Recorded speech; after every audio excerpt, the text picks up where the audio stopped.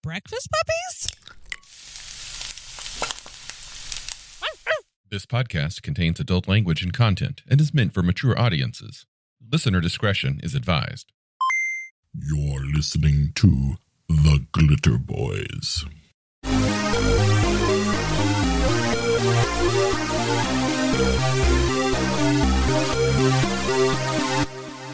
Today's continuing look at the OCCs of Rifts. We're looking at another iconic character from the game. Again, it's Rifts. They're kind of all iconic. This one, in Rifts, you get the option to play a fucking dragon. That's right.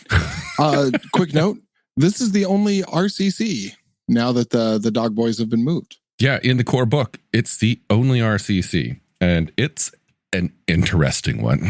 Yeah, for those of you who aren't familiar, please see our previous episode on the dog boy. But the RCC is a racial character class.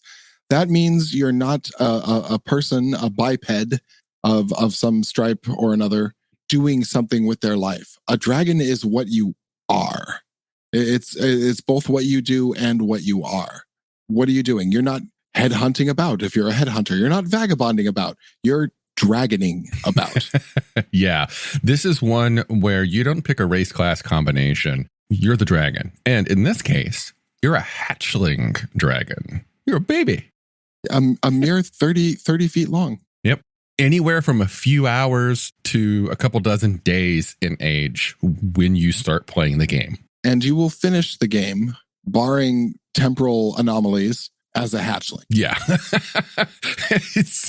This is a character class that you're not going to like grow into a big dragon unless, it does sound pretty cool. So unless you're playing with a GM who is just totally against that, I'm just going to say that GMs, if a player is in your game with a hatchling and they say to you, I want to see this hatchling grow into a big adult dragon, you need to come up with a way to let them do that at some point because it's awesome.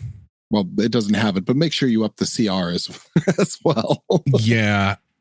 That's one of those where you plan a second campaign sometime in the future where the characters have all now, ascended to some stage of immortality. Yeah. The stakes rise with that kind of thing.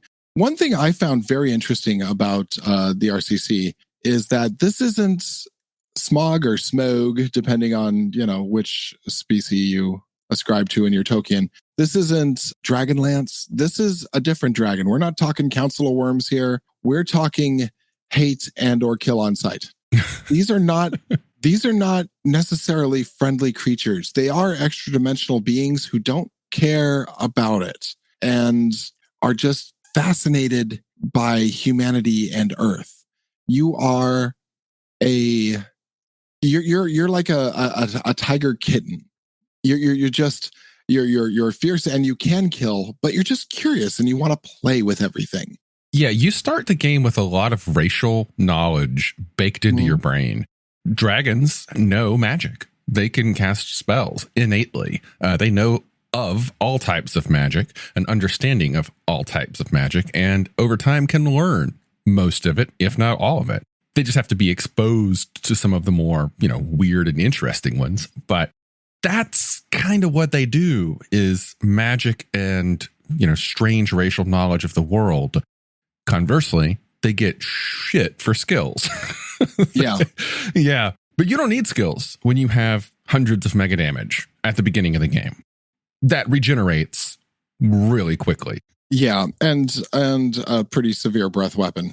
Yeah, the breath weapon, dragons, historically, everybody thinks of a dragon as some kind of a big flying lizard that breathes fire. In this, you can play a flying lizard that breathes fire, but there's others that breathe poison. There's some that do rays of cold. There's some that do big old gobs of slime. It just depends upon what type of dragon you're choosing from. And there are choices. I also like the variety of choices. It wasn't just like a Dragonlance chromatic thing. They took dragons from a lot of different areas. They improved that in the Ultimate Edition. In the original, there were just, the fire dragon, the ice dragon, the great horn dragon, and that was about it. Dragons based upon the classic Palladium fantasy dragons. Now they've removed those entirely and put way more interesting options in there, like the royal frilled dragon or the cat eye dragon or whatever it's called. Yeah. Yeah. The traditional snake eye dragon. Yeah. It would be very easy for an inexperienced DM to not give this the proper balance it needs, or for an inexperienced player. One of the things that you have to remember is you are not an all-wise worm. You're that kitten. Yeah. You just happen to be 30 tons of kitten that looks like a human. Oh, yeah, you can change your shape. And I think that has to be, especially in a party that has never, or for a player who's never had a dragon before or played a dragon, that's something that should be emphasized before character creation. It's just the fundamental innocence of this creature. I think that fundamental innocence, and that in many ways translating that into a general world ignorance, is why I believe the Hatchling dragon is one of the best characters for brand new players to Rifts. Do you? It's because you don't have to worry about a lot of skills. You start the game really difficult to die, so you don't have to worry about the GM just, nuking you with the first trap in the dungeon. You get some magic, so you have some fun things to do. You get some psionics, some fun things to do. And you're like maybe a few hours to a few days old. So you know what? You don't know much about the world, and neither does your character. So you both get to experience it fresh at the same time. Yeah. Yeah. Okay. Yeah, I could see that. They also, as you mentioned, have the ability to shape change. They can transform into different creatures. Humans and such tend to be very popular. They are limited in that shape change ability. So my advice would be that if you are playing a dragon for the first time, or if you have a player who's new and wants to play a dragon, encourage them to take one of the hatchling dragon types that gets the most out of the shape change ability. That would be the royal frilled dragon, I believe, that has the greatest length of time per day that they're allowed to shape change. Some of them can only do it for like an hour or two per day. The royal frilled can do like 4 or 8 per day or something. It's a lot. Yeah, I want to read something real fast. For players who elect to play a dragon in Rifts, restricted trademark, your life is just starting. You are a hatchling dragon only a few days or months old. To you, the world is a marvel, and you want to learn everything and see all there is to see. Like a fearless teenager with the heart and knowledge of a toddler, you rush out into the world, blind about the prejudices and dangers that await you. With luck, the group of adventurers you have hooked up will be a good influence. Now, we should talk about that influence, because it goes on just before that. It talks about how you take on what you see as a baby dragon. You're a tabula rasa, a blank slate. It also talks about how that can change you as you age. A baby dragon who has seen too much can become dangerous, because the world is obviously a painful place filled with heartbreak and wounds and, terrible loss. And you're going to live 9,000 years or so. A long time. And basically, stand toe to toe with just about anything. I mean, a dragon needs to be careful about the company they keep, and the company that dragon keeps needs to be careful about what they show the dragon. Yeah. Dragons, again, they are curious children. They're like cats, but they're also strangely hyper intelligent. So while they start ignorant, they are also intelligent enough to make long, far reaching decisions based upon what they learn, and quickly. If you are in a party and you're in need of dire information and you're torturing that CS grunt just to learn where your captured comrade is, the dragon won't distinguish that this is a noble goal to save someone. The dragon will distinguish, torture information. Right. Logic chain established. That's what we're doing. Not just that, but in the next couple of hours, they're probably mentally designing hundreds, if not thousands, of new exciting ways to torture people for information. You don't know what horror you have just unleashed in the world. That includes hey, where are we camping tonight? They don't distinguish like that. They don't have a sense of society. They don't have a sense of family. Dragons aren't like that. They are fierce loners who have either evolved beyond or have never seen the need for anything beyond procreation. And the accumulation of wealth and power and stuff. Many of them are heavily focused on that. You know, the classic dragons with a horde. Dragons get hordes in this game, but you have a lot of creativity in how you interpret that horde. Yeah. Like, do you hoard gold? Do you hoard skulls? Do you hoard information? Mm-hmm. I would like to see that broker. That's very Shadowrun. Mm-hmm. Yeah. The information broker dragon on his horde. Honestly, dragons in this game are very similar to the dragons in Shadowrun because they are also not just, you know, big reptiles that spit fire. They are super intelligent, basically immortal sources of power in the world. A hatchling dragon has so much potential to become a mover and shaker in the world, but you got to start small, although small is relative. Yeah. I think the next age step was what? It was 600 or 800 years old. Yeah. That's adult? full adulthood. Yeah. No, that's young adult. Oh, wow. Yeah. Yeah. Full adult is the next stage. That's 1,000. Let's see. Oh, yeah. So a dragon is considered to be a hatchling until it reaches full maturity, which is 600 years later. So that's just maturity. Oh, no, that the hatchling is born 1/3 its mature size and does not reach full maturity until it is 600 years old. But it will reach 80% of its full size within 3D4 weeks. So, again, if you want to play a new hatchling character as a new player, pick one of the hatchling types that can shapeshift. Yeah. Well, they can all shapeshift, but pick one that can do it very well and for extended amounts of time, because that's going to give you more versatility to go with the rest of the party into places where dragons aren't normally, at least on looks, welcome. Yeah. Also, remember that you are a predator. I think I did it at random, just trying to think of a human, of an earth monster with a tiger, but there is a cruelty to a dragon, but it's not a twirling mustache, tie them to the railroad track cruelty.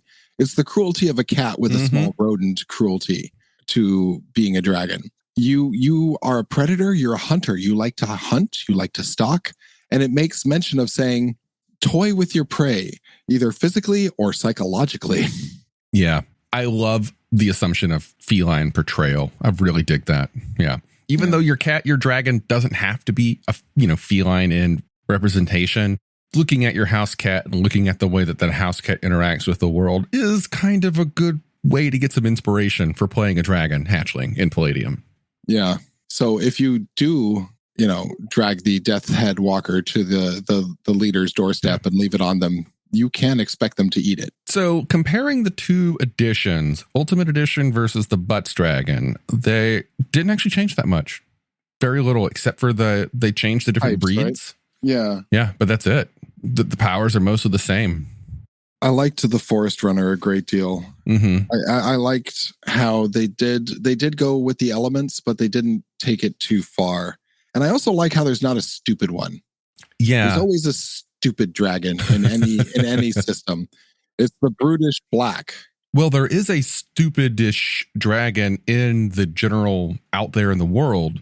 I believe the Great Woolly Dragon is kind of dumb, but it's considered something of an ancestor to dragons. It's like the mammoth is to elephants. It's the old cranky granddad.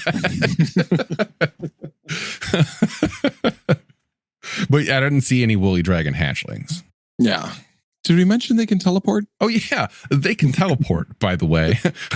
That's something you should know. Everyone forgets about that one. Yeah. No, I'm just going to be there now. Yeah. Yeah. But it's a small percentage. It doesn't always work. Dragons are cool. I have never yet played a dragon because I know how I normally play, and it's to the hilt. And I just don't know if I could keep a party together with me playing how I see a dragon in my mind. So I've always kind of stayed away from it because no one in a party will ever trust you if, they wake up and you're playing with their tendons just to see if you can get their fingers to move. Well, that's again why I like giving them to new players as a suggestion, because it's fascinating what another person, their view of what a dragon is. Because dragons are one of the most classic icons of all of fantasy fiction. And everyone has a different mentality or a different image in their brain of what a true dragon is like. So it's always cool to see new players take what they believe a dragon to be and apply it to the rules on this page. And it always creates a unique experience, in my opinion. I agree. And I'd also like to say that just about the dragon as a concept real fast. I don't think, with the possible exception of the Inuits, that there is a society out there without some sort of dragon in their ancestry, be it the great feathered serpent, possibly also the Australian Aborigines. I don't know enough about them to say, but I would say every other culture out there has some understanding of the dragon. It's a nigh universal concept. Yeah. Yeah. It's a big fucking lizard, very scary, very strong, very smart. Yeah. And that's the minimum level. Sometimes it's truly terrifying, if not godlike, universe destroying power, depending upon which culture you're coming from. So fearsome. Yeah. So if you want to toss that into your campaign, it's right there, because fuck you, riffs. Yep. Right there in the core book, even. This is one of the core character types. I love it. And you know what? There's not a lot of core character types. There's really not. Like you have all your classics. You got the crazies, the juicers, the, all the things. And right, the very last one. Oh, by the way, after you've read everything else, you could be a dragon. I fucking love Palladium. Yeah. That's all I got.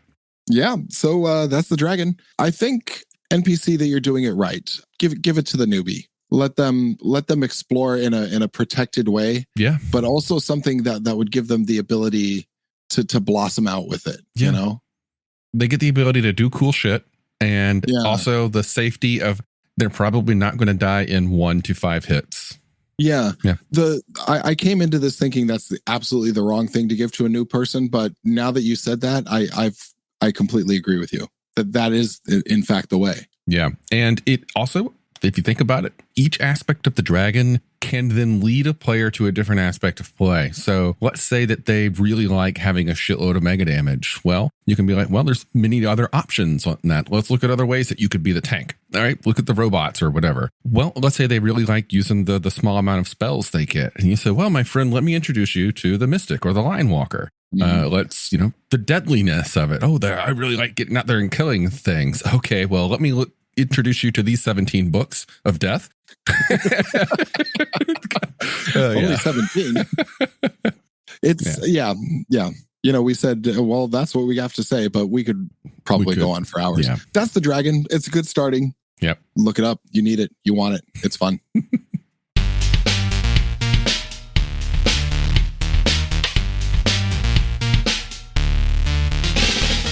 You've been listening to The Glitterbois, a Palladium Books fan podcast. Glitterbois, Rifts, the Megaverse, and all other such topics are the property of Kevin Siembieda and Palladium Books. Please buy all their stuff and help keep them in print and making more games. You can order directly at palladiumbooks.com, and their entire catalog is available digitally at Drive-Thru RPG as well. Our opening music is 8-Bit Bass and Lead by Furby Guy from freesound.org. This closing music is Caravana by Philip Gross, available at freemusicarchive.org. All sound effects used are self-made or acquired via Creative Commons 0 license. If you like what you have heard, find us on Twitter and Facebook as The Glitterbois. That's BOIS. And check us out online at breakfastpuppies.com/glitterboys. And also join us on the Breakfast Puppies Network Discord at breakfastpuppies.com/discord. And if you want to help us out, please spread the word and help us build a community. Thanks again for listening. We'll catch you next time.